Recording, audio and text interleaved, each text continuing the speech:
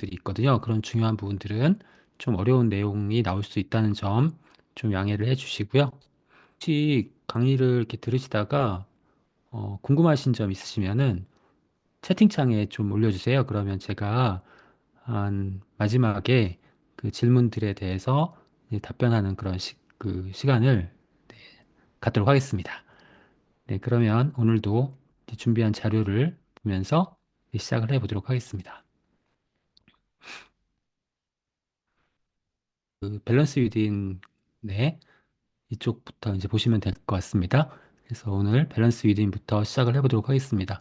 이제 밸런스 위드인은 프로바이오틱스 제품이죠. 네, 뉴트라이트만의 우수한 엄선된 프로바이오틱스를 함유하고 있는 이제 그러한 제품 이제 시리즈로 밸런스 위드인이 있고 밸런스 위든 이뮤너티, 그 다음에 W, 슬림핏 이렇게 있죠. 이 프로바이오틱스 제품들을 살펴보도록 하겠습니다. 프로바이오틱스는 우리 기본적으로는 소화기 건강에 도움이 되는 그런 제 영양소로 인정을 받은 네, 그런 영양소죠. 그래서 우리나라 국민들의 소화기 건강 문제가 계속 심각해지고 있는 그런 추세에 있습니다.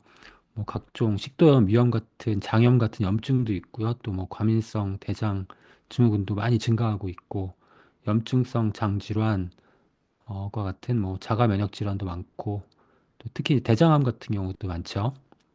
많이 증가하고 있죠. 그래서 주변에서 우리가 이제 건강검진 하시다가 내시경 하시다가 용종을 제거했다는 라고 하시는 분들이 엄청나게 많이 계세요. 네, 그만큼 소화기관 건강 문제가 심각하다 할 수 있죠. 예전에는 우리나라 국민들의 소화기관은 굉장히 건강했습니다. 그래서 뭐 1970년대 이전에는 뭐 거의 소화기 계통에 그런 질환이 없었다고 봐도 과언이 아닐 정도인데요. 이제 그 이후에 이제 식생활이 이제 급격하게 서구화되면서 이제 식물성 식품의 섭취는 줄어들고 또 동물성 식품이나 육류, 특히 육류나 가공식품의 섭취가 늘어나면서 이 소화기관 건강 상태가 악화 일로에 있습니다. 그래서 연간 소화기 질환 때문에 이제 병원에서 진료를 받으시는 사람들의 숫자가 500만 명이 훨씬 넘어서고 있습니다. 대장암 같은 경우에도 지금 이제 굉장히 계속 급격하게 증가하고 있는 추세 보이고 있는데요. 왼쪽에 보시는 그림은 2012년도에 세계보건기구 통계예요. 이때 이미 우리나라는 대장암 발생 세계 1위였습니다. 그래서 인구 10만 명당 45명 정도가 대장암 발생하는 것으로 통계가 나와 있었는데 이제 그 이후에 2019년 통계를 보면은 2012년보다 더 많이 늘어났죠. 그래서 2012년에는 인구 10만 명 45명이었는데 네, 2019년에 국가암 등록 통계를 보면은 남자는 66.8명, 여자는 46.3명으로 네, 몇 년 전보다 훨씬 더 증가하고 있습니다. 지금도 이제 계속 증가하고 있는 추세. 그래서 현재 뭐 위암, 간암, 폐암, 대장암 이렇게 네 가지 암이 굉장히 많이 발생하고 이렇게 순서가 이제 매년 계속 바뀌고 있는 모습을 볼 수 있습니다. 근데 우리가 이제 이런 여러 가지 장 문제는 최근에는 장누수 증후군이라는 그런 개념이 있어요. 그 장누수, 그 장이 샌다는 거죠. 그래서 새는 장 증후군이라고 하기도 합니다. 이 얘기는 뭐냐면 장 건강 상태가 안 좋으면은 지금 오른쪽 그림에서 보시는 것처럼 장 세포들이 빽빽하게 딱 밀착이 되어 있어야 되는데 그렇지 않고 이장 세포가 이렇게 간격이 벌어지게 되면요. 그 사이로 그 사이사이로 원래 장세포를 통과해서 어떤 영양소나 그런 물질들이 흡수가 돼야 되는데 장세포가 한번 필터링을 해주는 거죠. 근데 이제 이렇게 틈이 벌어지면은 그 틈새로 바로 그 외부의 독소나 뭐 바이러스들이 바로 침투하기 때문에 우리 몸에 굉장히 큰 여러 가지 문제점을 일으켜요. 그래서 이제 이러한 것들을 이제 장이 샌다 그래서 새는 장 증후군이라고 부르는데요. 이 장누수 증후군이 발생하는 원인은 뭐 여러 가지가 있습니다. 앞서 말씀드렸던 뭐 식생활의 그런 변화, 음, 이런 것들 때문에 발생하기도 하고 그 외에도 뭐 음주나 흡연, 동물성 식품, 트랜스 지방이나 글루텐, 설탕, 그다음에 그 외에도 약물, 그다음에 환경 오염, 장내 유해균들, 그 스트레스 뭐 이런 것들이 다 영향을 미치게 되는 거죠. 그럼 이렇게 이제 이런 것들이 영향을 미쳐가지고 장 누수 증후군, 새는 장 증후군이 생기면은 어떤 이제 증상들이 나타나게 되냐면 이제 소화계통에 이제 과민성 대장 증후군이나 염증성 장 질환 이런 것도 나타나게 되고요. 또 면역력도 떨어지게 되고 또 만성 피로나 두통, 불면, 우울, 그다음에 피부 문제도 많이 발생해요. 그래서 이제 장이 안 좋으면 피부가 아주 안 좋아지죠. 뭐 피부가 푸석푸석해진다거나 알러지나 건선 등이 생기고 여드름도 많이 생기고 그 외에도 뭐 자가 면역 질환, 아토피, 천식, 알레르기, 비염, 류마티스 관절염, 루푸스나 크론병 등도 이 장이 안 좋으면 이러한 질병들이 다 생깁니다. 그래서 이런 소화기관 건강의 문제에 가장 도움이 되는 영양소가 이제 지금 말씀드리려고 하는 프로바이오틱스가 있고요. 그 다음에 여러분 잘 아시는 이제 식이섬유, 식이섬유. 이 영양소가 이제 두 가지가 소화기 건강에 도움이 되는 영양소로 할 수 있습니다. 프로바이오틱스는 이제 적당량을 섭취했을 때 인체에 이로움을 주는 살아있는 균을 이제 프로바이오틱스라고 합니다. 그래서 우리 몸의 그런 미생물의 생태계를 마이크로바이옴이라고 하거든요. 마이크로바이옴 많이 들어보셨죠? 네. 마이크로바이옴은 우리 미생물의 생태계, 우리 몸에 살고 있는 뭐 세균들을 다 얘기하는 거죠. 근데 그 중에서 이제 우리 건강에 도움을 주는 그러한 음, 어, 살아있는 균을 프로바이오틱스라 하고요. 그 다음에 식약처로부터 인증받은 기능성 프로바이오틱스 기능성 내용은 세 가지입니다. 유산균 증식 및 유해균 억제, 그리고 원활한 배변 활동에 도움을 줄 수 있음, 장 건강에 도움을 줄 수 있음, 이렇게 세 가지입니다. 그러니까 소화기관 건강에 도움을 준다는 얘기죠. 그런데 이거는 이제 인정받은 기능성이고 더 중요한 게 있어요. 더 중요한 게 뭐냐면 바로 이 프로바이오틱스를 우리가 꼭 섭취해야 하는 이유. 네, 소화기관의 건강과 상관없이 소화기관 건강이 안 좋으신 분들 반드시 섭취하셔야 되고, 그리고 소화기관의 건강과 상관없이 이 프로바이오틱스 제품들 밸런스 위드를 우리가 섭취해야 되는 아주 중요한 이유가 있습니다. 네, 인정받은 내용은 아니지만 그건 뭐냐면 우리 장은 우리 다른 신체 기관과 다 연결되어 있다라는 거예요. 네, 이게 이제 과학적으로 밝혀졌어요. 어, 장이 폐하고도 연결돼 있고 간하고도 연결돼 있고 심장, 그다음에 콩팥, 뇌하고도 연결돼 있어요. 그러니까 장이 안 좋으면 이런 다른 신체 기관들의 건강이 다 안 좋아진다는 거예요. 예. 그렇기 때문에 장은 예전에는 이제 불과 이제 20세기, 그러니까 2000년도를 기준으로 해서 그 전에는 장은 소화기관이다. 그리고 장의 건강은 영양소의 흡수를 잘 도와주어서 이제 우리가 기본적으로 그런 생명활동을 유지할 수 있게 생명활동을 유지할 수 있게 도와준다라는 데 국한되었는데 그 이후에 이 장이 나쁘면 모든 신체 기능이 다 망가진다라는 네, 그러한 개념이 확립이 된 거예요.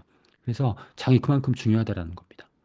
특히 이제 면역에 중요하죠. 장이 우리 몸에서 가장 큰 면역기관입니다. 그래서 우리가 기존에 이제 알고 있던 면역기관, 뭐 흉선이라든가, 네, 골수라든가, 비장이라든가, 뭐 림프선 이런 것, 림프샘 이런 것들이 이제 면역 이제 기관이라고 알고 있었는데 장이 가장 큰 면역기관이에요. 가장 중요한 면역기관이고.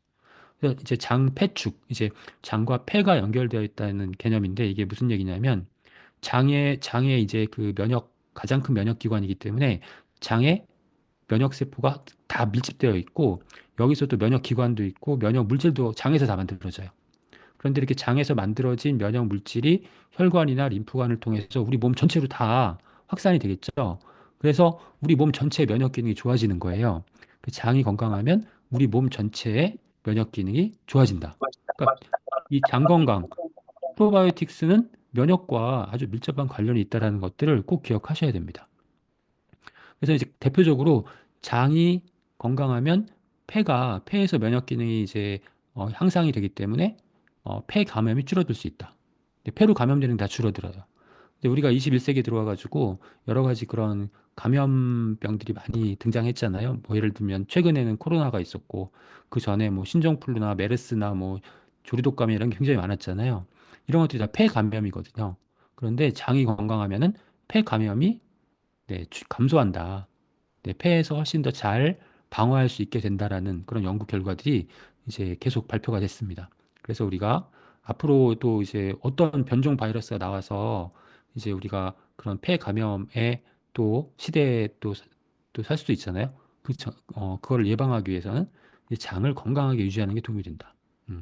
그리고 이제 이 프로바이오틱스는 우리 그 장에 유익한 균들을 계속 일정 정도 유지하게 도와주는 역할을 합니다. 근데 프로바이오틱스는 나이가 들면 계속 감소를 해요. 그래서 이제 비피도박테리움 같은 경우, 이제 우리 그 밸런스 위딘에 들어있는 그 주요 균주가 바로 비피도박테리움이거든요. 비피더스라고 부릅니다. 근데 우리가 어렸을 때는 이 비피더스의 비율이 70% 넘었는데 계속 나이가 들면 줄어든다는 거예요. 그래서 나이가 60세 정도가 되면 이제 뭐 거의 5% 정도로 줄어들어요. 그러니까 이게 나이가 들면 비피더스 균이 좋은 균이 줄어든다. 그러니까 이건 노화와도 밀접한 관련이 있다라고 우리가 강력하게 추측을 할 수 있는 거예요. 그러니까 노화를 지연시키고 질병을 예방하기 위해서 그렇게 하기 위해서는 계속 프로바이오틱스를 좋은 균들을 우리가 계속 보충을 해줘야 된다. 그리고 나쁜 균들은 계속 없애야 된다. 이게 가장 중요한 거예요. 프로바이오틱스를 우리가 섭취해야 되는 가장 중요한 이유라고 할 수 있습니다. 그럼 지금부터는 이제 밸런스 위드인에 들어있는 주요한 균주의 그 기능성들을 한번 살펴보도록 하겠습니다. 이 균주들은 이 밸런스 유딘에 들어있는 균주는 세계 3대 유익균 프로바이오틱스 회사가 있어요. 세계 3대 프로바이오틱스 회사 중에서 미국의 이제 듀폰 다니스코, 듀폰 다니스코에 세계 특허받은 그런 균주 세 가지를 함유하고 있습니다. 그게 첫 번째가 HN019라는 이름의 균이에요. 그래서 이 HN019의 임상 연구 결과를 이제 좀 볼 텐데요. 이 결과는 제가 듀폰 다니스코 회사의 홈페이지에서 직접 찾은 결과입니다. 결장 통과 시간, 변의 결장 통과 시간. 그러니까 대장에 변이 오랫동안 머물러 있으면 거기 유해물질이 많이 생기거든요. 독소도 많이 생기고 이런 것들이 이제 대장암을 유발시키거든요. 그러니까 빨리 통과를 해야 돼요. 대장에서는. 그래서 대장 통과 시간이 굉장히 빨라진다. 이게 다 이제 밸런스 유디인에 함유되어 있는 균주예요. 그 다음에 소화기관 건강에 도움이 되는 거죠. 그래서 위장관 상부 증상 개선에 도움이 된다. 복통, 역류, 메스꺼움, 그 다음에 구토 등이 개선이 되고 또 위장관 하부 증상, 그 소화기관 하부의 증상도 개선할 수 있습니다. 변비, 불규칙한 배변, 가스참, 설사 등도 이제 크게 개선이 되는 그런 결과가 나타났습니다. 임상 연구 결과입니다. 임상 연구는 사람을 대상으로 한 연구라는 점을 지난 시간에 말씀을 드렸었죠.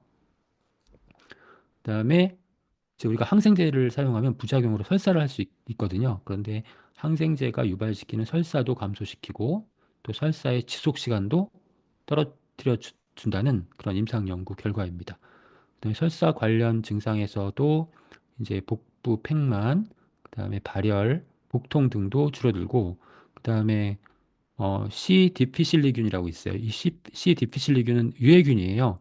유해균에 이게 감염되면은 굉장히 소화기관에 문제가 심각하게 발생을 해요. 그래서 이 디피실리균 관련 설사도 감소시켜 줄 수 있습니다. 근데 우리가 이제 그 장에 유익한 균이 많으면 건강하다라고 말씀을 드렸는데 정말 이 디피실리균에 감염이 되면요. 장이 자 어떻게 회복 불가능하게 망가지기 때문에 이제 우리나라에서도 그 분변 이식을 해요. 분변 이식. 뭐 유럽이나 미국에서는 분변 이식이 어느 정도 일반화되어 있는데 우리나라에서는 아주 심각한 경우 아니면 건강한 사람의 그 장에 있는 유익한 균들을 이식을 해서 이제 지금 상태가 안 좋은 분들의 이식을 하거든요. 이제 그때 우리나라에서는 이제 한정적으로 허용을 해주고 있는데 이 디피실리균 감염되었을 때만 이제 분변 이식을 허용해주고 있어요. 그래서 이 디피실리균이 아주 나쁜 균이다. 이, 이 나쁜 균에 감염되었을 때에 이 나쁜 균에 감염되었을 때 증상도 이 HN019라는 균이 이제 억제를 해준다. 그 다음에 비피도박테리움을 복원해준다. 그러니까 장에 비피도박테리움이 줄어들었을 때, 좋은 균이 줄어들었을 때 그거를 다시 증가시켜준다는 의미이고요. 그 다음에 여기서 면역 기능 개선이 나옵니다. 아까 이제 장이 면역의 중요한 기관이라고 했잖아요. 그러니까 이 좋은 균인 HN019를 우리가 투여했을 때 대식세포, 그러니까 나쁜 균을 먹어 치우는 그런 면역세포예요. 이 대식세포도 활성화되고 NK세포도 활성화되는 것이 밝혀졌습니다. NK세포는 정말 중요한 면역세포죠. 그러니까 외부에서 침입한 항원을 이제 없애는 그런 역할뿐 아니라 이 NK세포가 중요한 이유는 내부에서 발생하는 이상 물질도 제거해줘요. 완전 그러니까 부드럽다. 다 부서졌어. 대, 어떻게 하다니? 대표적인 것이 바로 암세포예요. 암세포. 암세포를 제거하는 게 NK세포예요. 네, 내추럴 킬러, 자연 살해세포. 그래서 이 밸런스 위딘에 들어있는 HN019란 균이 이 NK 세포를 활성화시키기 때문에 네, 이렇게 암 세포도 억제하는 그런 효과도 확인할 수 있었다라는 겁니다. 그다음에 밸런스 위딘에 들어있는 그 두 번째 특허받은 균주는 NCFM이라는 균주예요. 여기도 면역에 특화되어 있는 균주입니다. 그래서 어린이 감기 및 독감 유사 증상, 감기 증상을 기간을 감소시켜준다는 거죠. 여기에는 발열, 기침, 콧물 증상도 개선시켜주고 또 항생제를 처방하는 기간도 줄여져요. 그러니까 우리가 이제 나쁜 균을 없애기 위해서 항생제를 처방하잖아요. 그 항생제 처방하면은 그 항생제를 하는 기간을 줄여준다는 거는 그만큼 나쁜 균을 제거하는 능력이 뛰어나다. 그러니까 면역에 특화된 균이다. 그러니까 우리가 이제 지금 식약처에서 인증한 그 기능성은 소화기관 건강이잖아요. 근데 면역에 대한 내용은 인증을 안 해줬어요.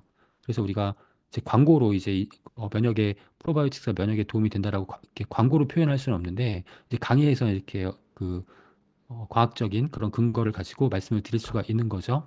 그래서 밸런스 위딘에 들어있는 프로바이오틱스들은 소화기관 건강 플러스 면역 기능을 개선시켜주는 데 특화되어 있는 균들로 구성되어 있다는 거예요. 그게 이제 밸런스 위딘의 가장 차별성이라고 할 수 있어요. 네. 참고로 이제 항생제가 얘기가 많이 나오는데 여러분들 그 항생제를 그 복용하실 때 병원에서 프로바이오틱 섭취하지 말라는 얘기를 간혹 들어보셨을 거예요. 그 이유는 뭐냐면 이 프로바이오틱스가 워낙 그 좋은 그 균을 증식시키는데 좋은 균의 생존력을 높이는 데 도움이 되기 때문에 이게 항생제가 약효가 잘 안 될 때가 있어. 그래서 이제 항생제를 복용하실 때는 프로바이오틱스 섭취를 중단해야지 항생제가 제대로 약효를 발휘할 수 있기 때문에 그런 경우가 있어요. 네, 그런 경우가 있고 항생제 들 때는 프로바이오틱스를 안 드시는 게 좋고 다만 항생제를 우리가 복용하게 되면요. 항생제는 세균들을 죽이는 그런 약물이잖아요. 그러니까 항생제를 복용하면 나쁜 균도 죽지만 좋은 균도 다 죽어요. 그렇기 때문에 항생제 복용하시고 그 이후에는 유익균 프로바이오틱스를 반드시 보충해 주시는 것이 중요합니다. 꼭 기억하셨으면 좋겠고요. 그다음에 BL-4라는 오포라는 그런 그 균주가 있습니다. 밸런스 위디인의 상기도 질환을 감소시켜 줍니다. 그리고 코 점막에서의 그 바이러스 농도를 라이노 바이러스 농도도 감소시켜 줍니다. 그 나쁜 바이러스를 없애준다는 거죠. 면역 기능과 관련된 기능입니다. 네, 그래서 다시 한번 강조를 드리지만 밸런스 위드는 소화기관 건강뿐만 아니라 면역 기능에 특화된 면역 기능 개선에 특화된 균주가 포함되어 있는 차별화된 프로바이오틱 제품이다. 이렇게 꼭 기억을 하셔야 되겠어요. 그리고 이제 이뮤니티 디펜스가 있잖아요. 이뮤니티 디펜스는 이제 프로바이오틱스의 이런 면역 기능 강화 기능 플러스 면역에 도움이 되는 그런 영양소가 함유되어 있는 거예요. 그 대표적인 영양소가 이제 아연이죠. 아연은 이제 세포 분열에 도움을 주는 미네랄이고 그다음에 면역 기능에 중요합니다. 그래서 이제 이 아연의 기능을 딱 두 가지로 정리한다고 하면 미네랄 중에 아연의 기능을 두 가지 정리하면 성장 플러스 면역입니다. 성장과 면역. 그러니까 성장에도 꼭 필요하니까 우리 성장기에 있는 어린이 청소년들에게 중요한 그런 미네랄이라는 거고요. 또 면역에도 중요한 미네랄입니다. 그래서 밸런스 위인 이뮤니티 디펜스에 프로바이오틱스와 함께 아연이 강화가 되어 있는 거죠. 아연이 어떤 역할을 하게 되냐면 이제 면역 세포를 증식시키고 분화시키는 역할을 합니다. 면역 세포 하면은 이제 면역을 담당하는 세포를 면역 세포라고 하잖아요. 그러니까 면역 세포가 너무 종류가 많기 때문에 굉장히 복잡한데 이거를 뭐 다 기억하실 필요 없고 굉장히 많은 종류의 면역 세포가 있다. 근데 이 면역 세포가 증식하고 분화하는데 필요한 게 아연과 비타민 C이다. 그래서 제 논문 하나 보여드리면 이게 뭐 어렵게 보이시지만 그냥 모든 그런 면역 세포가 다 이렇게 줄기세포로부터 분화가 돼가지고 증식을 하게 되는데 여기서 필요한 게 이 면역 세포가 증식 분화하는 데 필요한 게 비타민 C와 아연이다라는 거예요. 그래서 아연과 비타민 C는 면역 세포의 증식 분화에 필요하기 때문에 우리 면역에 중요한 비타민 미네랄 하면 비타민 C와 아연을 떠올리시면 됩니다. 그래서 이 아연이 밸런스 위드인 이뮤니티 디펜스에 함유가 되어 있다는 거예요. 이것만 기억하시면 돼요. 그러니까 밸런스 위드인은 소화기관의 건강, 면역 건강 이렇게 이해하시면 되겠습니다. 성장에도 도움이 된다고 말씀드렸는데 참고로 보시면 아연은 성장 호르몬의 분비를 촉진시키고 그 다음에 성장 인자 네, 성장 인자도 활성화시키는 그런 역할을 하기 때문에 이제 성장기에 있는 어린이 청소년들이 꼭 보충해야 되는 그러한 중요한 미네랄이라고 할 수 있습니다. 자, 밸런스 위딘에는 W가 있고 슬림핏이 있습니다. W 슬림핏. 네. W는 이제 그 프로바이오틱스 중에서 이제 락토바실러스를 주 원료로 하고 있습니다. 그래서 이 W는 여성들을 위한 그런 프로바이오틱 제품이라 보시면 돼요. 그래서 이게 사실은 이제 이 내용을 어, 인정받은 기능성은 아니기 때문에 우리가 이제 광고에는 표현할 수 없는데, 사실은 이 밸런스 W 제품은 바로 세균성 질염을 예방하는 그런 효과가 있는 제품이라고 보시면 돼요. 여성분들은 그 프로바이오틱스이기도 하면서 세균성 질염을 예방을 시켜줄 수 있기 때문에 여성분들에게 권장하는 그러한 제품이라고 보시면 돼요. 그래서 이 락토바실러스, 프로바이오틱스 중에서 락토바실러스는 강력한 항균 활성, 그러니까 나쁜 균을 제거하는 그런 기능이 뛰어나고요. 그다음에 병원체를 경쟁적으로 배제한다. 그러니까 이제 장 세포에 이제 딱 부착할 때 락토바시러스가 다 부착을 하게 되면은 병원체가 부착할 곳이 없게 되는 거예요. 병원체랑 경쟁한다라는 거고요. 그다음에 박테리오신과 젖산을 생성하고, 박테리오신은 이제 면역 세포나 아니면 그 이제 유익균들이 만들어내는 물질이에요. 박테리오신. 다른 나쁜 세균을 없애는 그런 물질을 박테리오신이라고 합니다. 이런 것도 많이 생성해내고, 그래서 이제 장도 점막으로 되어 있기 때문에, 지난 시간에 이제 뭐 상피조직 점막에 대한 말씀을 드렸는데, 이 장도 점막으로 되어 있기 때문에 이 점막을 강화하는 역할을 하는 것이 락토바실러스다. 근데 이제 락토바실러스가 부족하다, 프로바이오틱스가 부족하다 그러면은 이제 나쁜 균이 나쁜 균이 증식을 하고, 나쁜 균이 이제 그 질염을 유발을 시키는 거죠. 프로바이오틱스를 어, 투여했을 때, 특정 프로바이오틱스를 투여했을 때 이제 이 증상이 개선되면서 부작용이 보고되지 않았다라는 그런 결과 나오고 있습니다. 그래서 이제 임상 연구에서 이제 경구 유산균, 그러니까 즉 락토바실러스를 섭취한 그룹과 가짜 약을 섭취한 그룹에서, 이 락토바실러스를 섭취한 그룹에서 이제 더 그 이제 그 세균 균총이, 락토바실러 균총이 정상적으로 잘 유지가 됐다라는 결과 있었고, 그다음에 재발성 질염 있는 환자 대상 실험에서도 경구로 입으로 락토바실러스 섭취했을 때 질염 재발이 감소했다라는 것입니다. 그래서 이제 여성분들에게는 추천하는 제품이 밸런스 위딘 W. 네, 이렇게 보시면 되겠습니다. 락토바실러스는 이제 이 제품에 들어있는 락토바실러스는 일반적으로 이제 프로바이오틱스는 장에 정착하도록 이렇게 되어 있잖아요. 그런데 어떻게 설계되어 있냐면, 이 균주들은 소화기관 지나서 항문과 회원부를 통해서 그 질까지 안정적으로 도착하도록 설계가 되어 있습니다. 그래서 이제 이렇게 여성 건강에 도움이 되는 것이죠. 그 여성분들에게는 밸런스 위딘 W. 그다음에 이제 밸런스 위딘 슬림핏은 어, 우리가 이 프로바이오틱스의 유용성을 다 얻으면서 플러스 추가로 체지방도 줄일 수 있는 그러한 그 제품이에요. 그래서 이 제품에는 이 락토바실러스 복합물 HY7601 플러스 KY103이라는 균주를 복합물로 함유하고 있습니다. 이거 어, 특허받은 그런 배합이고요. 그래서 개별 인정형 제품이에요. 이 제품은 개별 인정형. 그래서 요 성분을 이제 다른 회사가 아무 회사나 다 일반적으로 사용할 수 있는 게 아니라, 이제 개별 인정형은 그 개별 인정형 인증을 받은 그 회사에서만 사용할 수 있는 거예요. 그래서 이 제품은 다른 회사에 사용할 수 없는 개별 인정형 제품이라는 거죠. 그래서 이제 실험을 했는데 체지방률도 줄어들고 체지방량도 줄어들었습니다. 그런데 제지방량은 체지방을 뺀 게 제지방이거든요. 제지방은 변화가 없다. 그러니까 근육이나 다른 그 수분이나 이런 거 감소 없이 지방만 감소되었다는 결과가 나왔고요.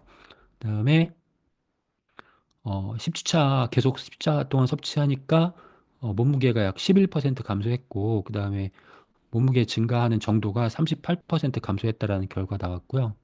그다음에 어, 백색 지방이 그 신체 부위별 장, 간막, 어깨뼈, 뭐 피하 조직, 신장주 이런 각기 다른 신체 부위에서 백색 지방이 감소했다는 결과가 나왔습니다. 그러니까 우리 지방 조직은 백색 지방 조직과 갈색 지방 조직이 있어요. 근데 백색 지방 조직은 지방을 저장하는 조직이고, 갈색 지방 조직은 지방을 연소시키는 조직이에요. 갈색 지방이 많으면 좋겠죠. 많으면 지방이 우리 몸에 쌓이지 않으니까. 근데 어렸을 때는 갈색 지방 조직이 있는데 성인이 되면 갈색 지방 조직이 거의 다 없어지거든요. 그래서 성인이 이제 비만이 되기가 쉬운 거예요. 그러니까 지방을 연소시키지 못하니까. 그런데 이 밸런스 위드 슬림핏을 섭취한 이후에 백색 지방이 감소했다. 이 얘기는 뭐냐면, 네, 지방을 잘 저장하지 않게 됐다. 이렇게 해석을 할 수 있다는 거죠. 그다음에 실제로 이제 연구 결과를 보면 지방세포의 크기가 감소된 것도 확인할 수가 있었습니다. 그래서 이제 프로바이오틱스 제품 중에서 프로바이오틱스의 그 본연의 기능, 소화기관의 건강 플러스 그다음에 면역 기능 플러스 그다음에 체지방 감소를 원하시는 분들은 밸런스 위드인 슬림핏을 네, 선택하시면 되겠습니다. 그래서 지금까지 이제 그 프로바이오틱스 제품인 밸런스 위드인에 대해서 알아봤고요.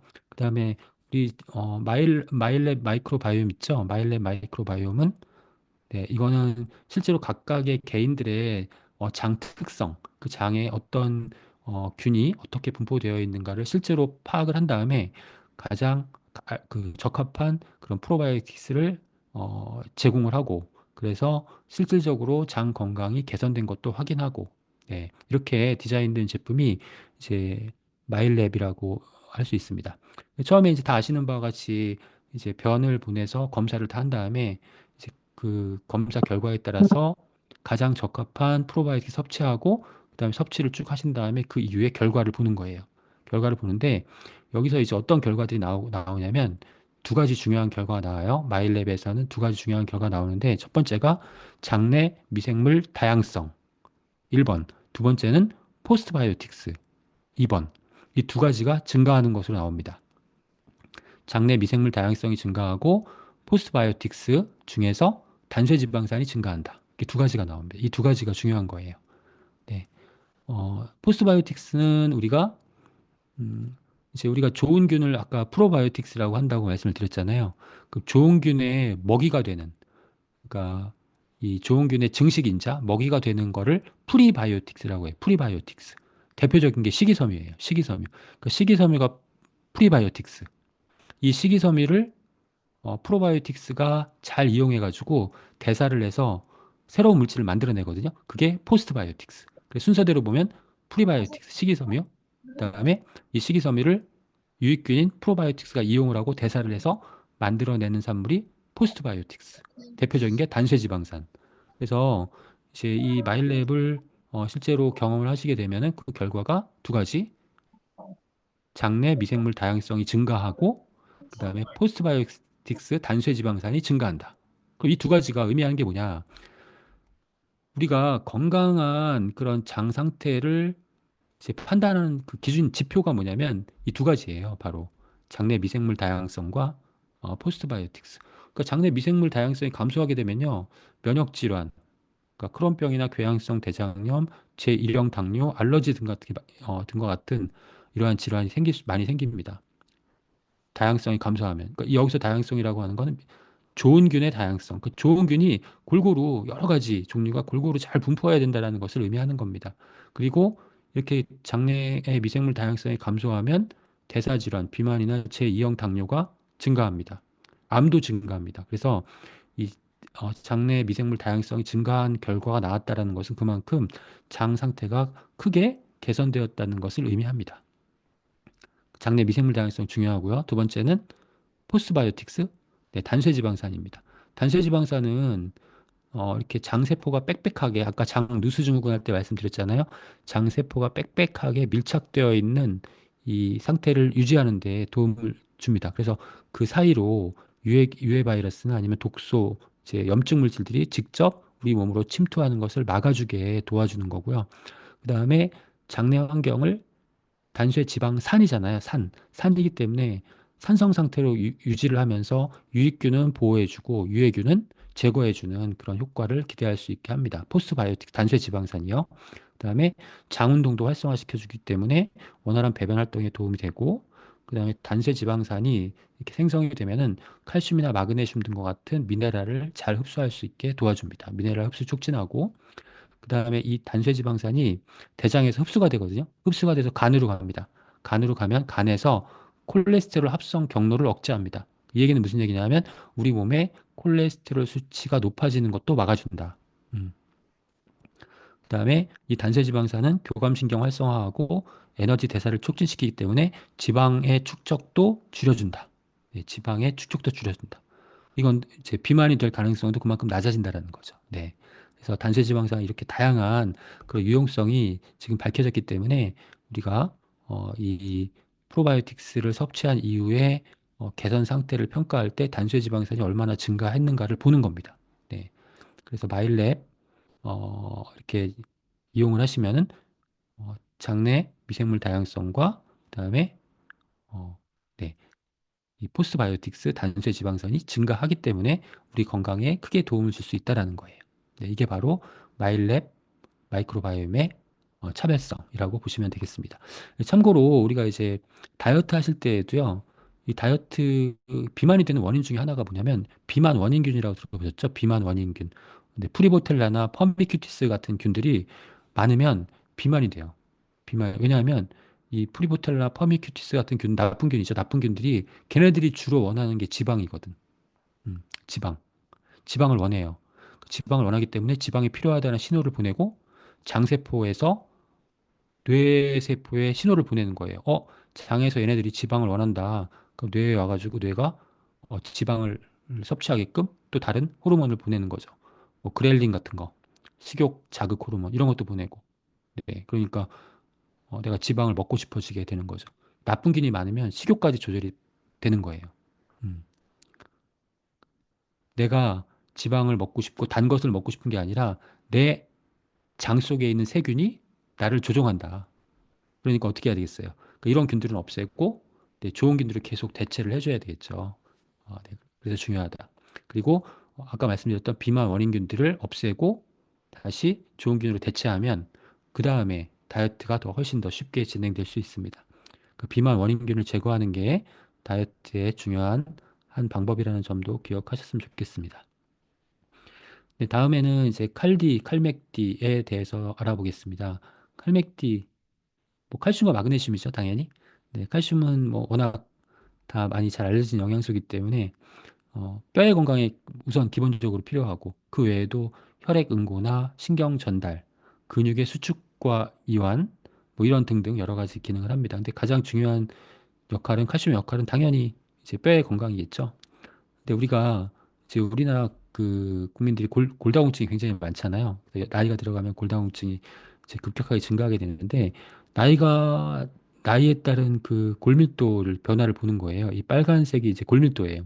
이제 골밀도가 이제 젊었을 때는 골밀도가 높지 않나요? 근데 나중에 30세 이후부터는 골밀도가 점점점 감소하잖아요. 그러면 나중에 나이가 들면은 골다공증 위험 구간, 골밀도가 그 어떤 기준선 이하로 내려오면은 이제 골다공증의 위험 구간에 진입하거든요. 네. 이렇게 되기 때문에 이 부분을 잘 관리해야 되는데 우리가 이제 태어나서부터 칼슘을 이제 꾸준하게 골밀도를 최대 골밀도를 형성을 해놓는 거예요. 젊은 때, 젊은 시기에. 골밀도가 높게 형성을 해놓으면 젊었을 때 높게 형성을 해놓으면 나중에 나이가 들어서 골밀도가 떨어지더라도 골다공증 위험 구간에 진입하지 않는다라는 개념이죠. 그래서 칼슘 섭취는 성장기 때부터 굉장히 중요하다. 그러니까 우리나라 국민들은 평생 동안 칼슘을 충분하게 섭취하는 것이 좋습니다. 어렸을 때부터.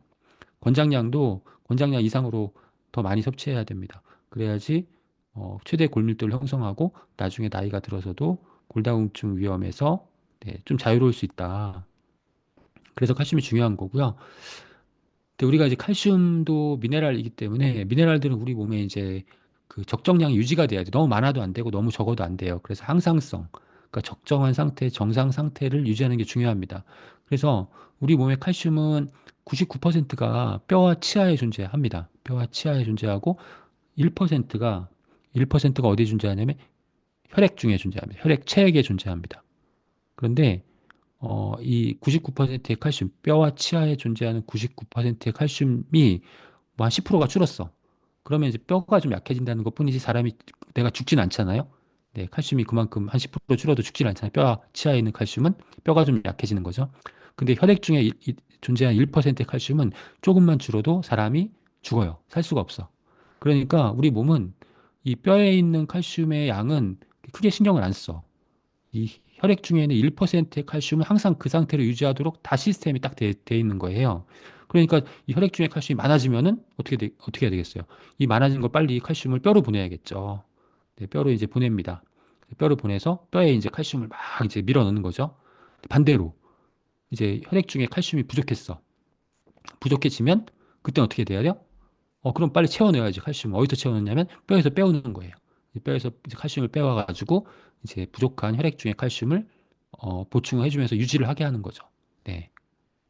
이렇게 되는 경우가 있는데, 이렇게 이제 시스템이 이제 항상성 칼슘을 항상 유지하게 되는데, 이 혈액 중에 1%의 칼슘을 유지하게 도와주는 호르몬이 있습니다. 여성분들에게. 에스트로겐입니다. 에스트로겐. 에스트로겐이 이 1%의 칼슘을 잘 유지하도록 도와주거든요. 그런데 나중에 완경기, 이제 갱년기가 되면은 에스트로겐이 확 줄어들잖아요. 그럼 어떻게 되겠어요? 이 혈액 중에 있는 칼슘을 유지하지를 못하는 거예요. 혈액 중에 칼슘이 빠져나가는 거야, 계속. 그러면 그 칼슘을 보충하기 위해서 어떻게 해야 된다? 뼈에서 계속 칼슘을 빼와야 된다. 그러면 뼈가 계속 약해지겠죠? 그래서 갱년기 이후에 뼈가 급격하게 약해지고 골다공증의 발생 가능성이 크게 높아지는 거예요. 네, 에스트로겐이 이 칼슘의 혈중 칼슘 농도를 유지하는 데 도움을 주는데 갱년기 이후에 에스트로겐이 감소하기 때문에 혈중 칼슘 농도가 떨어지고 이 혈중에 부족한 칼슘을 보충하기 위해서 뼈에서 계속 칼슘이 빠져나온다. 그러니까 뼈가 약해질 수밖에 없다. 골다공증, 골절이 생길 수밖에 없다라는 거예요. 그래서 그 완경기, 갱년기 이후의 여성분들은 칼슘을 더 많이 섭취해야 됩니다. 그래서 권장량이 크게 증가해요. 근데 우리나라 그 국민들은 전 연령대에서 칼슘 섭취가 부족해요. 지금 보시는 것처럼 노인분들, 성인분들, 뭐 청소년, 아동 다 마찬가지로 권장량보다 훨씬 더 적은 양의 칼슘을 섭취하고 있기 때문에 가장 부족한 영양소 중에 하나가 칼슘이다라는 거고 또 앞서 말씀드렸던 이유 때문에 이제 완경기 여성은 1200mg을 권장합니다. 그러니까 700mg 권장량인데 1200으로 확 올라가는 거죠. 그만큼 더 많이 칼슘을 섭취하시는 게 좋다. 그런데 가장 좋은 방법, 앞서 말씀드린 바와 같이 어렸을 때부터 칼슘, 마그네슘, 뭐 비타민 D 잘 섭취해서 최대 골밀도를 아주 높게 형성해 놓는 것이 가장 근본적인 그 방법이고, 이후에는 30대 이후에는 이제 칼슘이 뼈가 약해지기 때문에 이제 뼈의 건강에 도움이 되는 그런 영양소를 잘 보충해 주는 것, 이게 핵심이라는 거죠. 여기 플러스 이런 영양소를 보충하면서 뼈를 강화시키는 운동을 병행하시면 좋겠죠? 네, 체중 부하 운동이 뼈를 강화시키는 운동입니다. 뼈에 약간 충격을 가하는 그러한 운동이 뼈를 단단하게 만들어주는 운동입니다. 대표적인 게 뼈에 약간 충격을 가할 수 있는 그런, 네, 그런 운동이 어떤 게 있을까요? 네, 줄넘기, 에어로빅, 그다음에 달리기 이런 것들이죠. 네, 참고하시면 되겠고요. 네, 마그네슘도 칼슘과 함께 뼈의 중요한 구성 성분입니다. 그리고 여러 효소의 보조 인자이기도 하고 또 근육의 수축 및 이완, DNA 합성 및 변형에 관여한다. 골격과 치아의 중요한 구성 성분. 칼슘과의 비율은 1대 1입니다. 칼슘이 2개, 마그네슘 1개. 이게 가장 이상적인 비율이에요. 그래서 이 비율을 맞춰서 보충을 해야만 뼈가 건강하고 튼튼하게 잘 유지될 수 있다.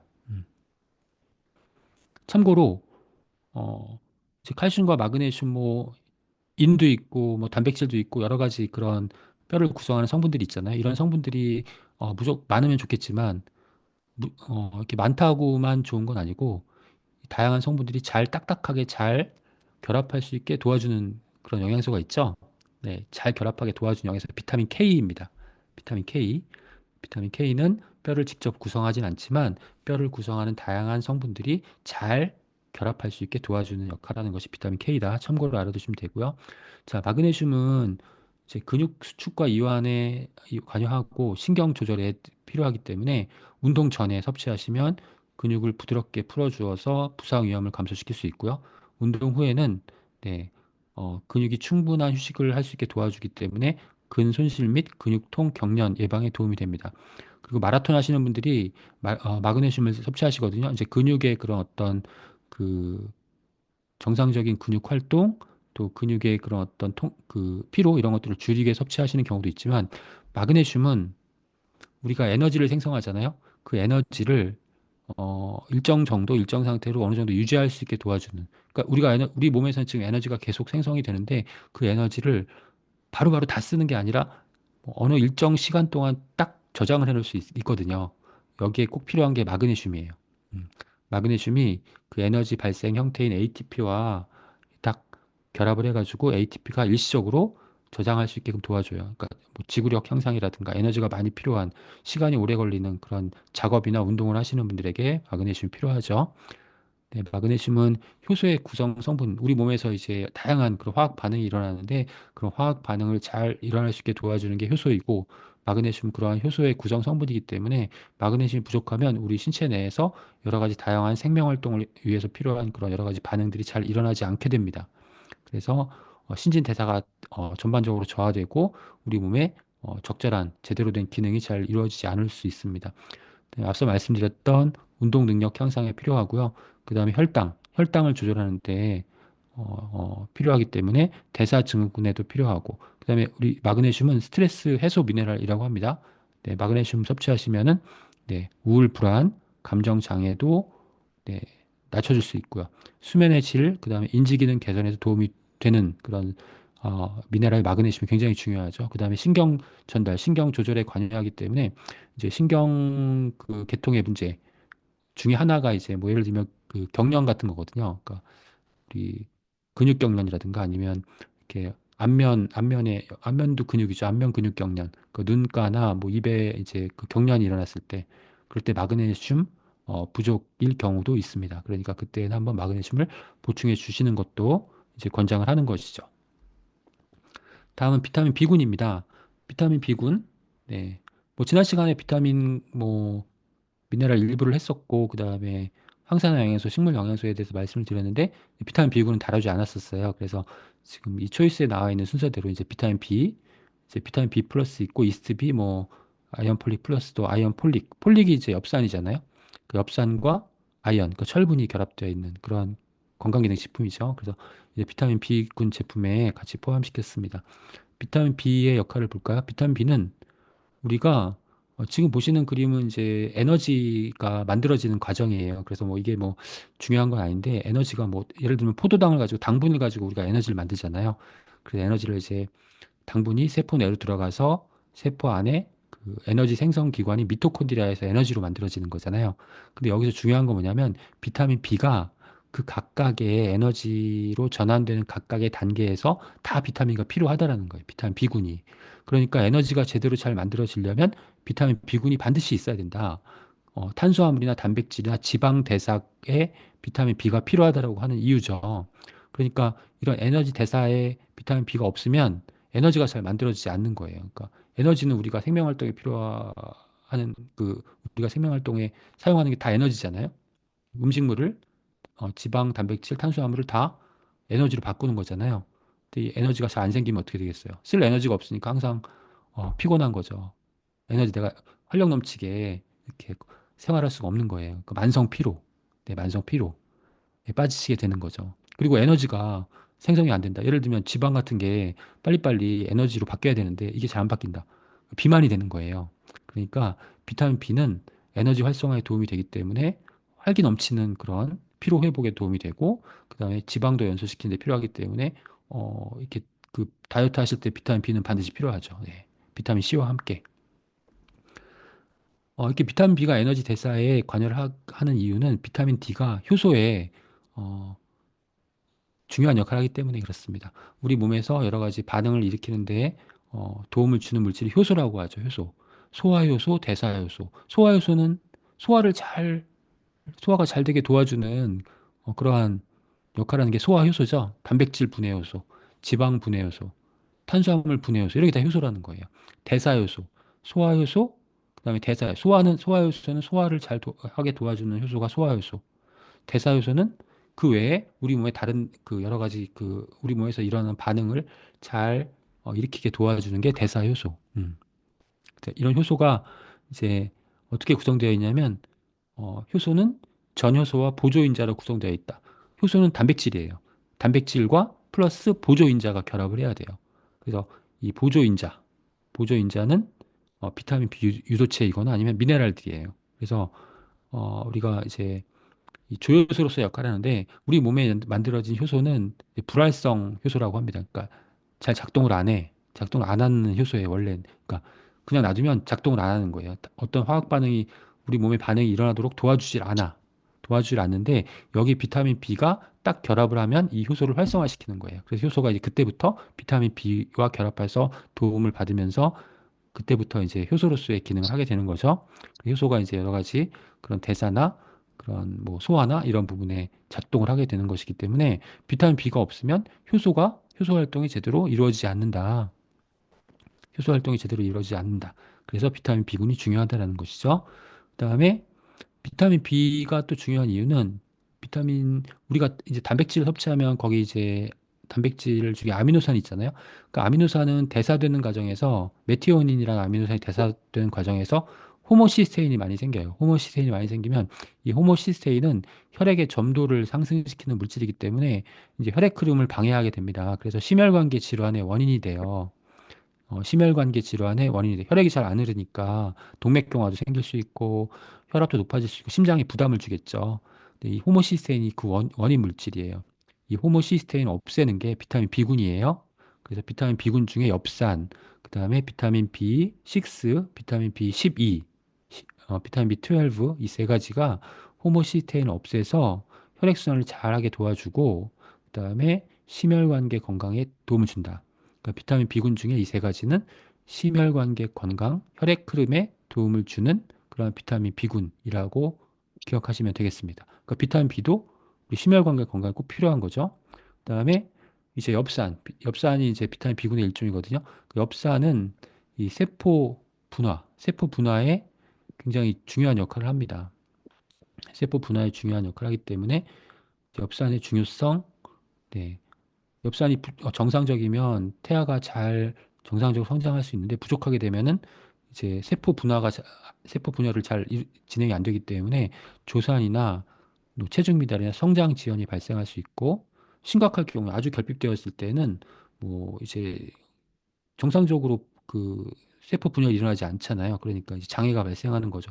문해증, 뇌가 형성이 안 된다거나 아니면 이분 척추가 갈라진다거나 이러한 그런 그 결핍 증상이 나타날 수 있어서 우리가 음, 엽산이 이제 여성분들은 평소에 400 마이크로그램 하루에 권장하는데 원래 250 마이크로그램이죠, 권장량이. 근데 가임기 여성 400 마이크로그램, 임신하시면 600 마이크로그램 권장이 확 증가하게 됩니다. 바로 이런 이유 때문에 그렇죠. 근데 엽산이 이제 필요한 시기는 언제냐면 세포 분열이 가장 왕성한 시기. 그래서 수정되었을 때부터 4주까지 이때가 엽산이 가장 필요한 시기예요. 근데 우리가 이제 임신을 해서 이제 임신을 확인하게 되면 임신 뭐 6주입니다, 7주입니다 이렇게 되잖아요. 그때부터 엽산을 섭취해야 되겠다. 그럼 약간 늦었다는 거예요. 그러니까 가임기, 임신을 계획할 때부터 엽산은 충분하게 잘 보충하는 것이 중요합니다. 그래서 비타민 B군이 이렇게 다양한 역할을 해요. 에너지 활성화, 또 뭐 있었죠? 에너지 활성화, 그다음에 네, 효소의 구성 성분, 그다음에 이제 호모시스테인과 관련된 심혈관계 건강, 그다음에 엽산과 같이 이렇게 음, 세포 분열, 성장 이런 부분에 관여를 한다는 거고 또 하나 중요한 게 있어요. 중요한 게 뭐냐면 음, 간 해독 경로예요. 간 해독. 우리 몸에 나쁜 것들이 들어오면은 간에서 해독을 해야 되잖아요. 간이 하는 역할이 굉장히 많죠. 영양소의 대사, 영양소의 합성, 해독. 특히 해독이 중요하죠. 현대인들은 그러니까 워낙 그 독소들이 많이 우리 몸에 침입을 하기 때문에 이러한 독소들을 빨리빨리 독이 없는 물질로 바꿔주는 게 우리 건강에 중요한 조건 중에 하나입니다. 해독. 그래서 간 건강이 굉장히 중요해요. 현대인들에게 해독이 중요하다. 근데 해독에서 중요한 영양소가 이제 바로 비타민 B군이라는 거예요. 비타민 B군. 네. 그래서 이제 이 간해독에서 중요한 영양소를 딱 정리해 드리면은 비타민 B군, 지금 나와 있는 빨간색으로 표시되어 있는 비타민 B군, 이게 중요하고 간에서 이제 효소 작용을 통해서 간이 이제 해독을 하게 도와주는 거고 그다음에 항산화 영양소가 중요해요. 왜냐하면 간에서 해독을 할 때 간이 어마어마한 양의 산소를 사용하고 유해산소가 엄청나게 많이 발생을 하거든요. 간세포를 파괴해요. 그렇기 때문에 유해산소로부터 간세포를 보호하기 위한 항산화 영양소가 굉장히 중요하다. 대표적인 항산화 영양소가 이제 밀크시슬에 들어있는 실리마린, 밀크시슬이다. 이게 항산화 영양소라는 거예요. 그다음에 세 번째는 이제 그 해독을 했으면 배출이 용이하게끔 형태를 바꿔줘야 되는 거죠. 그때 필요한 것이 이제 필수 아미노산이에요. 필수 아미노산, 단백질, 좋은 단백질을 섭취해야 된다. 좋은 단백질. 그래서 이제 간 해독에 중요한 영양소 크게 세 가지 기억하시면 돼요. 비타민 B군이 중요하다. 간 건강을 위해서, 간 해독을 위해서 비타민 B군이 중요하다. 두 번째, 밀크시스를 비롯한 항산화 영양소가 중요하다. 세 번째, 필수 아미노산이 중요하다. 세 가지. 간에서는 이렇게 세 가지만 기억하시면 되겠습니다. 그래서 비타민 B가 굉장히 다양한 역할을 한다는 거, 네, 이렇게 알아두셨으면 좋겠습니다. 네, 오늘은 SHN 서플리먼트만 하고, 그 다음에 질문하신 내용 답변해 드리도록 하겠습니다. SHN 서플리먼트, SHN은 S가 스킨, H가 헤어, N이 네일, 그래서 피부, 모발, 손톱 건강에 도움이 되는 그런 건강기능식품이죠. 네. 비오틴이 함유되어 있습니다. 비오틴은 이제 모발과 손톱의 성분인 케라틴을 합성하는데 반드시 필요합니다. 비오틴이. 그래서 모발 건강, 그다음에 손톱 건강에 도움을 주는 거고, 또 콜라겐, 피부의 주요 구성 성분, 머리카락에도 있고 손톱에도 있고 그렇지 피부에도 있는 그런 단백질이 콜라겐이죠. 콜라겐을 합성하는 데 필요합니다. 그 외에도 뭐 혈당 조절, 그 당뇨를 예방하는 데 필요하고 근육통, 운동 장애 예방하는 데 필요하고 만성 피로 회복, 그다음 심혈관계 건강, 콜레스테롤 조절, 그다음에 기억력 유지에 도움이 되고 또 수면, 기분 등과 같은 부신 건강에 도움이 되는 그런 비타민 B군이 비오틴에 다양한 기능을 하죠. 그렇지만 이제 여기서 SHN 서플리멘트 비오틴을 함유하고 있는 이유는 바로 모발과 손톱의 성분인 케라틴을 합성하는데 비오틴이 필요하기 때문에, 또 피부의 구성 성분인 콜라겐을 합성하는데 비오틴이 필요하기 때문에 이제 비오틴을 제공해 줄 수 있는 그러한 제품이 SHN 서플리먼트이고요. 그다음에 비타민 C도 함유가 되어 있죠. 이 SHN 서플리먼트. 비타민 C는 콜라겐을 합성하는데 필요하다라고 지난 시간에 말씀드렸어요. 그러니까 콜라겐은 우리 피부의 중요한 구성 성분이기 때문에 중요하고요. 그다음에 비타민 C는 항산화 작용합니다. 중요한 항산화 작용. 그러니까 우리가 자외선을 쬐거나 아니면 외부의 그런 오염된 그런 환경에 의해서 이제 유해산소가 많이 발생하기 때문에 이 유해산소로부터 우리 피부를 보호하는 역할을 하고요. 그다음에 우리가 멜라닌 합성을 촉진하는 그런 물질을 비타민 C가 차단해 줍니다. 그래서 미백에도 도움이 됩니다. 그래서 그 외에도 이제 이런 여러 가지 다양한 어, 기능성들 때문에 주름 생성이라든가 색소가 과다하게 침착된다거나 피부 처짐, 상처 회복 지연, 피부 염증 등을 없애는 데 도움을 주기 때문에 비타민 C가 SHN 서플리먼트에 함유된 거고요. 그다음에 허브 중에 이제 호스테일이 함유되어 있습니다. 호스테일이 주 원료로 함유되어 있는데 호스테일은 이렇게 다양한 비타민 C와 비타민 B군과 비타민 E, 그다음에 미네랄들을 함유하고 있습니다. 그래서 이 호스테일 추출물은 피부, 머리카락, 손톱 건강 증진에 도움이 되고요. 그다음에 규소가 함유되어 있는데 규소는 콜라겐 합성 과정의 조효소로 관여를 할 수 있습니다. 그다음에 규소 결핍은 규소가 부족하면은 이제 구리 농도가 떨어지는데 구리 농도가 떨어지면 콜라겐이 잘 합성이 안 되거든요. 그래서 이제 역시 콜라겐 합성에 중요한 역할을 한다. 그 외에도 이제 외국계 이제 문헌을 찾아보니까 뼈 건강에 도움이 되고 그다음에 관절과 근육 그리고 피부 건강, 모발, 손톱 이렇게 도움이 되는 것으로 잘 알려져 있는 그런 성분이 이제 호스테일, SHN 서플리먼트의 성분이고요. 그다음에 L시스틴은 이제 황을 함유하는 아미노산이고 케라틴, 그러니까 모발 손톱의 구성 단백질인 케라틴의 10% 이상 함유되어 있습니다. L시스틴은 시스테인으로 바뀔 수 있고 산화환원 그 반응을 통해서 시스테인으로 바뀌어지고 이 시스테인과 어, 글리신과 글루탐산이 결합하면 글루타티온이 되는 거예요. 글루타치온 들어보셨죠? 글루타치온 항산화 성분 글루타치온 우리 피부 건강에 도움이 되는 거죠. 네, 피부, 머리카락, 손톱 건강 증진에 도움이 되고 그다음에 근육, 뇌, 신경 조직 등과 같은 결합 조직에 존재하면서 머리카락이 풍부합니다. 그래서 네, 항산화 작용도 할 수 있고요. 그래서 글루타티온의 성분으로 이용될 수도 있고 피부, 머리카락, 손톱 건강에 도움이 된다. 근데 글리신 아까 이제 뭐 시스테인 할 때도 말씀드렸는데 글리신이 글루타티온의 구성 성분입니다. 그래서 글루타티온이 이제 우리 체내에서 산화환원 과정을 거치면서 항산화 작용을 하기 때문에 항산화로부터 우리 피부를 보호하는 그런 역할도 하게 되고요. 그 다음에 수분 보유력 향상, 콜라겐 생성 증가, 네, 피부 보수 및 재생을 촉진시켜주는 역할을 하게 됩니다. 그 다음에 포도씨 추출물, 프로안토시아니딘, 네, 우리가 자외선을 많이 쬐면은 피부에 DNA 손상, 돌연변이가 생기고 피부암으로 악화될 수 있죠. 네, 이런 문제가 발생할 수 있습니다. 산화 스트레스도 생기고 염증 인자도 발생을 하고 면역 기능도 떨어집니다. 근데 프로안토시아닌이라는 식물 영양소, 이제 포도씨 추출물에 많이 함유가 되어 있는데요.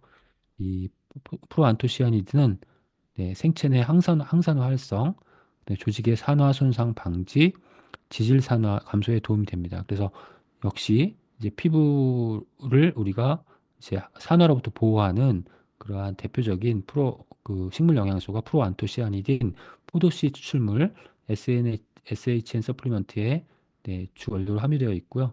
프로안토시아니딘은 이제 광바람 예방에 핵물학적 효과가 있다는 것이 이제 밝혀졌습니다. 광바람은 빛에 의해서, 즉 자외선에 의해서 암이 발생한다는 거예요. 광바람 예방하는 데 도움을 줄 수 있다. 이렇게 알려져 있는 프로안토시아니딘 포도씨 추출물 SHN 서플리먼트에 함유되어 있으니까 여러분들 이제 뭐 피부나 손톱, 모발 건강에 관심이 있으신 분들 이 부분의 건강 개선에 좀 도움이 필요하신 분들은 SHN 서플리먼트를 섭취를 하시면 되겠습니다. 네. 그래서 오늘은 SHN 서플리먼트까지 했고요.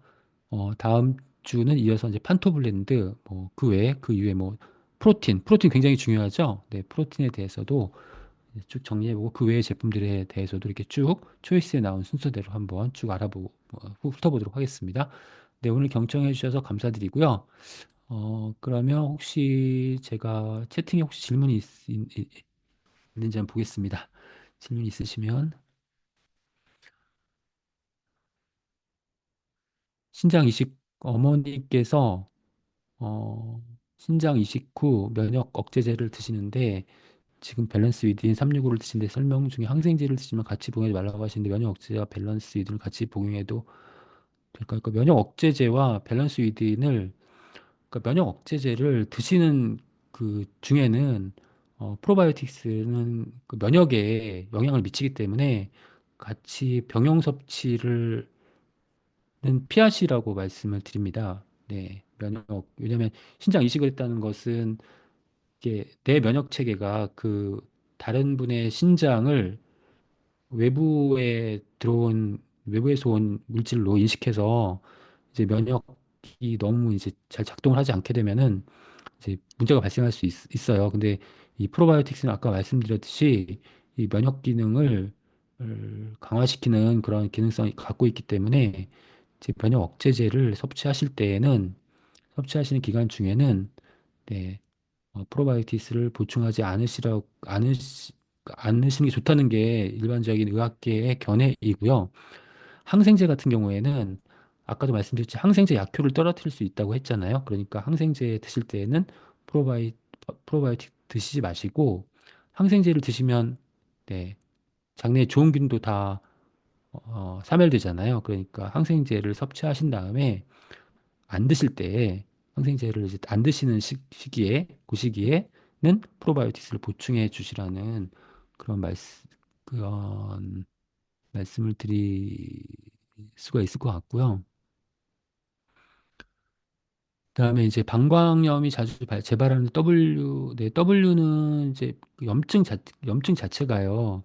그 프로바이오틱스가 염증을 억제하는 그런 기능성이 가지고 있어요. 그러니까 제가 이제 항상 강의 시간에 말씀드리는데 현대인들은 염증이 많잖아요. 뭐 방광염도 있고 비염도 있고 뭐 염증이 굉장히 많아요. 그 뒤에 염자 붙은 거 간염, 뭐 장염 다 염증이잖아요. 이게 만성 염증도 있고 그 염증에는 가장 기본적으로 오메가3 지방산과 식물 영양소, 뉴트라이트의 그 식물 영양소. 지난 시간에 뭐 제가 식물 영양소 기능성 뭐라고 말씀드렸죠? 항산화, 항염증. 기억나시나요? 항산화, 항염증. 네, 식물 영양소. 오메가3 지방산, 식물 영양소, 프로바이오틱스입니다. 프로바이오틱스. 프로바이오틱스 염증을 줄여줘요. 그래서 뭐 참고로 연구 결과 하나 소개해 드리면은 전 세계에서 100세 이상의 분들을 조사했는데 그 100세 이상 건강하신 이유가 장 항상성 때문에 그렇습니다. 장 항상성.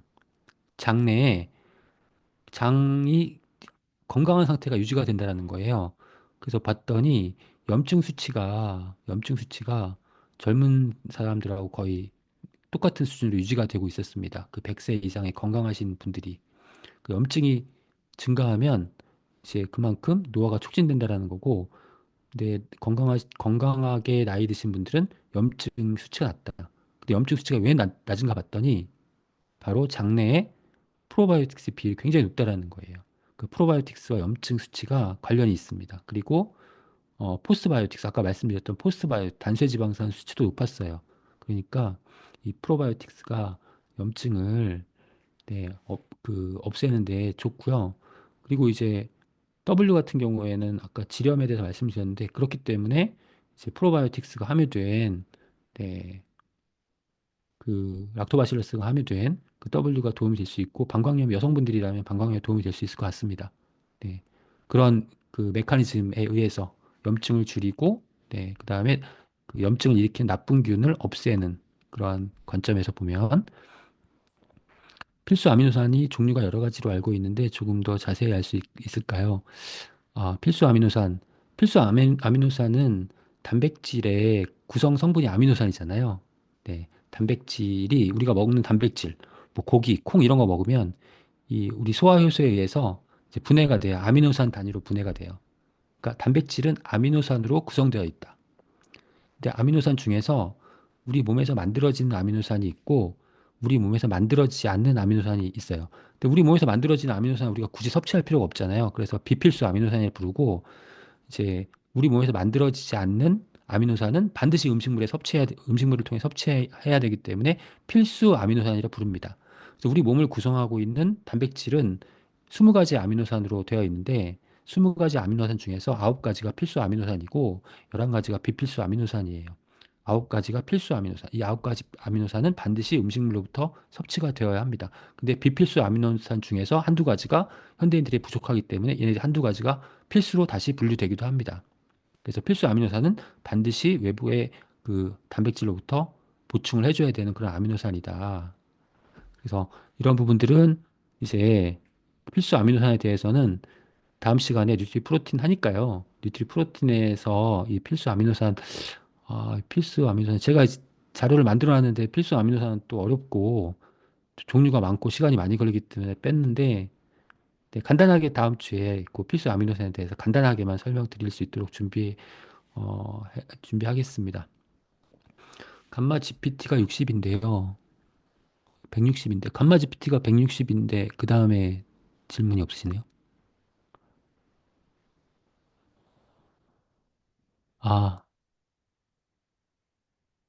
아, 감마 GPT가 뒤에 있네요. 감마 GPT가 160인데요. GOT GPT는요, 간 수치예요. 간 수치. 간 수치가 뭐냐면, 간 효소. 간 수치라고 해서 ALT, ASC, GPT, GOT라고도 하는데요. 이 GOT, GPT, 간 효소 수치입니다. 간 효소 수치가 뭐냐면 간 세포 안에 그 간 효소가 들어있는 거예요.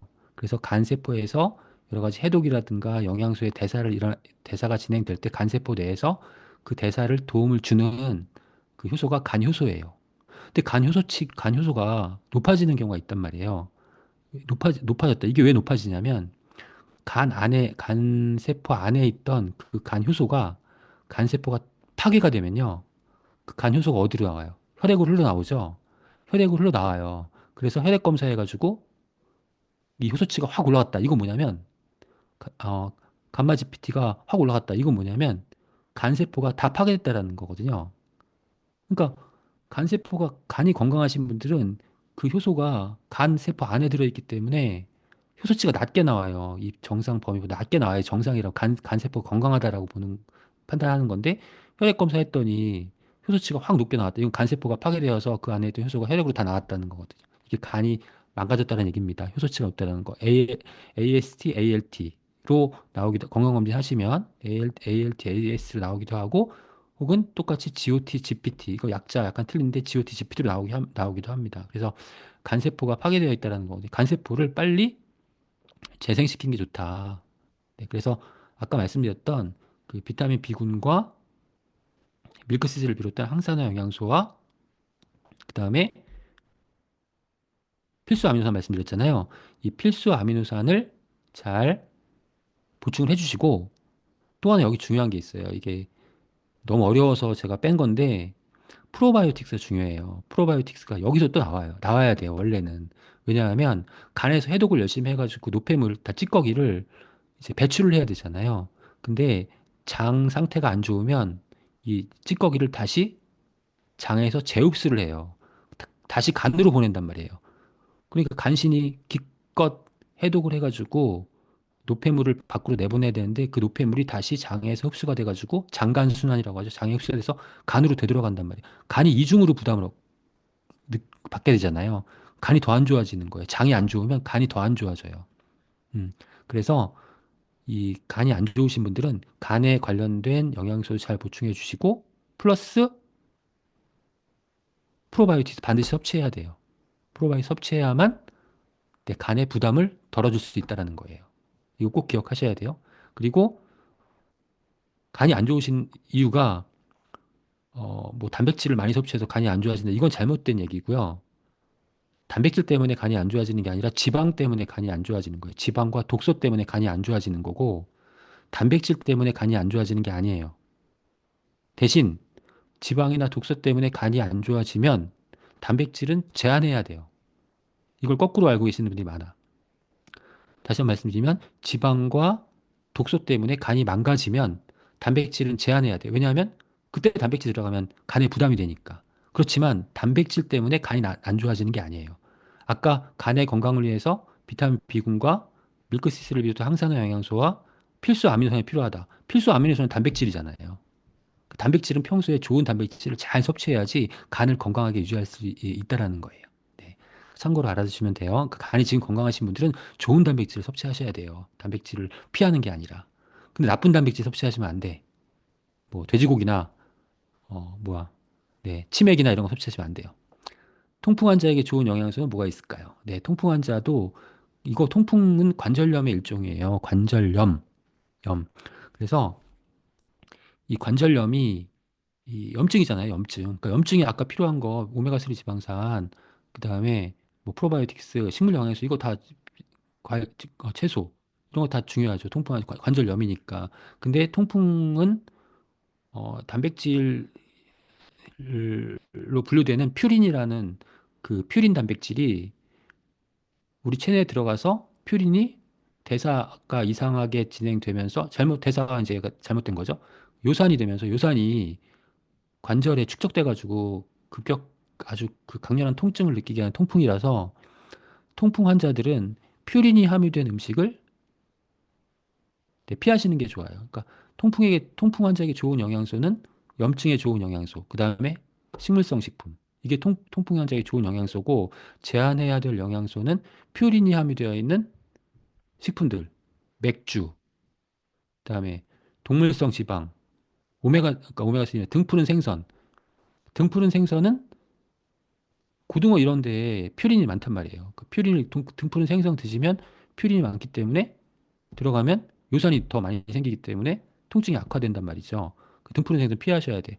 여기서 문제가 생기죠. 아까 오메가3는 먹으라고 하는데 등푸른 생선은 먹지 말라. 무슨 얘기? 등푸른 생선 드시지 마시고 오메가3는 드셔야 돼요. 네, 등푸른 생선의 퓨린 문제지 오메가3가 문제가 되는 건 아니거든요.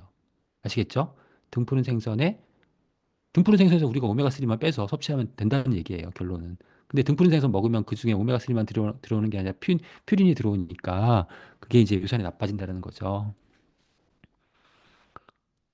네.